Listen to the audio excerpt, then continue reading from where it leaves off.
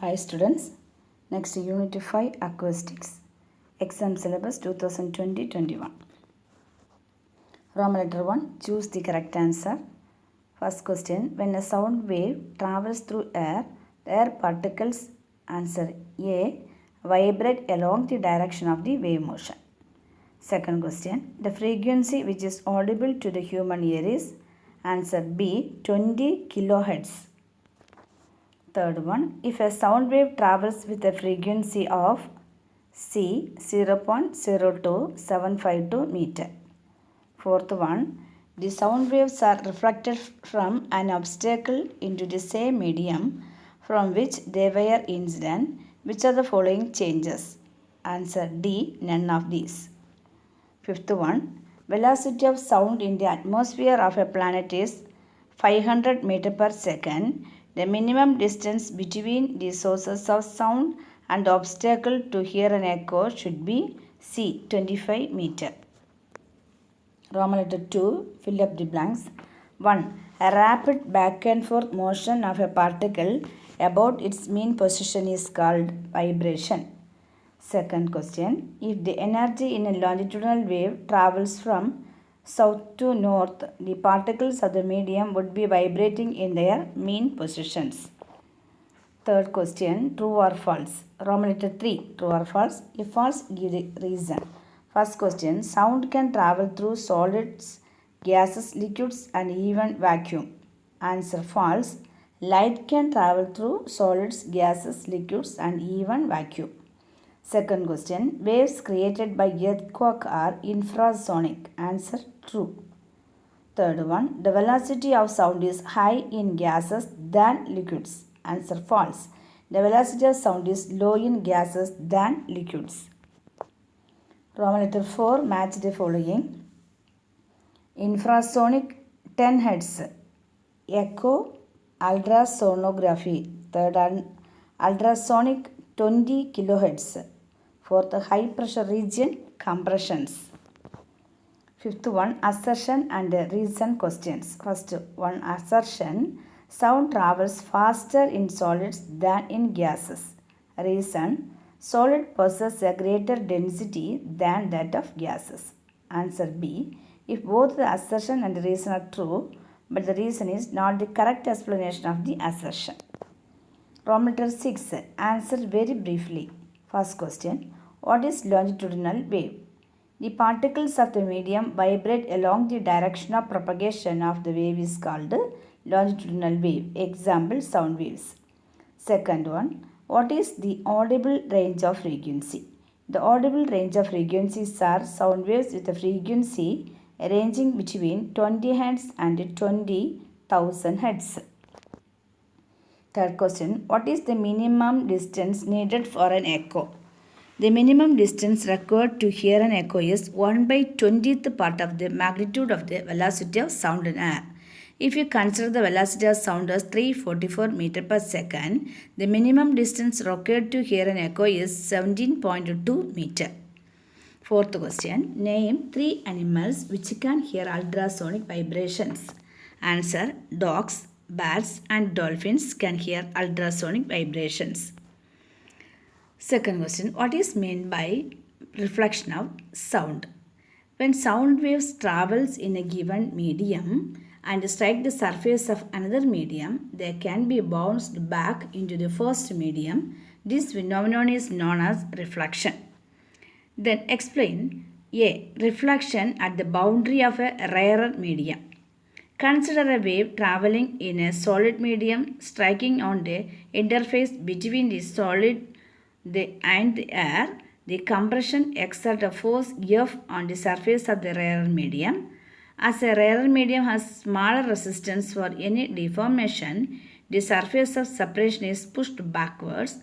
As the particles of the rarer medium are free to move, a rarefaction is produced at the interface. Thus, a compression is reflected as a rarefaction and the rarefaction travels from right to left. B. Reflection at the boundary of a denser medium. A longitudinal wave travels in a medium in the form of compressions and rarefactions. Suppose a compression traveling in air from left to right reaches a rigid wall, the compression exerts a force F on the rigid wall. In turn, the wall exerts an equal and opposite reaction R is equal to minus F on the air molecules. This results in a compression near the rigid wall. Thus, a compression traveling towards the rigid wall is reflected back as compression.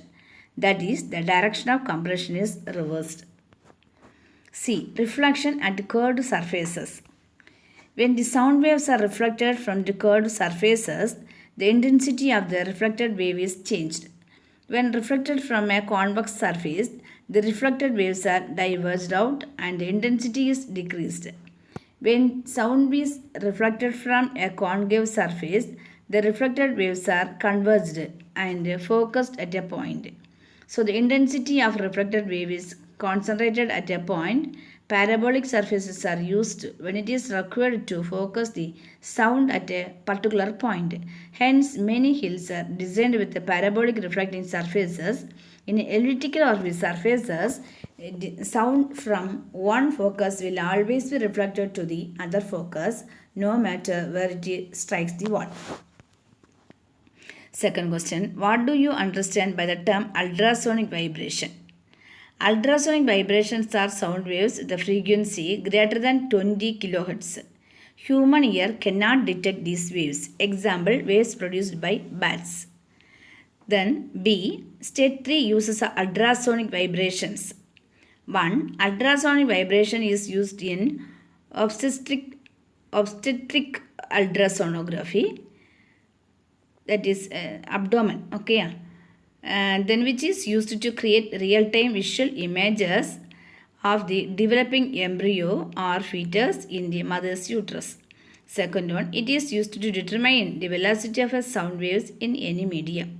Third one, ultrasonic vibrations are used in sonar, which can penetrate water to long distances, and hence the speed of marine animals, submarines, and also sea depth can be determined. C. Name the 3 animals which can hear ultrasonic vibrations. Certain creatures like mosquito, dogs, bats, dolphins can detect ultrasonic waves. Then third question, what is an echo? Due to the reflection of sound, the sound which we hear, the same sound again is called an echo. A. State 2 conditions necessary for hearing an echo. First one, the minimum time gap between the original and the echo must be 0.1 second. Second one, the minimum distance required to hear an echo is 1/20th part of the magnitude of velocity of sound in air. If you consider the velocity of sound as 344 meter per second, the minimum distance required to hear an echo is 17.2 meter. Then B, what are the medical applications of echo? The principle of echo is used in obstetric ultrasonography, which is used to create real-time visual images of the developing embryo or fetus in the mother's uterus. This is a safe testing tool as it does not use any harmful radiations. C. How can you calculate the speed of sound using echo? The sound pulse emitted by the source travels a total distance of 2d while traveling from the source to the wall and then back to the receiver. The time taken for this has been observed to be t. Hence, the speed of the sound is given by speed of sound is equal to distance traveled by time taken, that is 2d by t. 2d by t. Then hot question, first one. Suppose that a sound wave and a light wave have the same frequency, then which one has a longer wavelength? Answer, light. Since the light wave have more velocity, so light wave will have longer wavelength. V is equal to n lambda. So wavelength increases, velocity also increases. Okay. Our velocity increases, wavelength also increases. Second question, when sound is reflected from a distance object, an echo is produced. That the distance between the reflecting surface and the source of sound remains the same. Do you hear an echo sound on a hotter day? Justify your answer. No, I can't hear an echo sound on a hotter day. Justification. As the temperature increases, the speed of the sound also increases. Hence, the speed of sound on a hotter day is more. An echo is heard when the time for the reflected sound is heard after 0.1 second. Time taken is equal to total distance by velocity. On a hotter day, the velocity of sound is more if the time taken by echo is less than 0.1 second. So, we can't hear echo on hotter day. That's all. Thank you. That lesson over.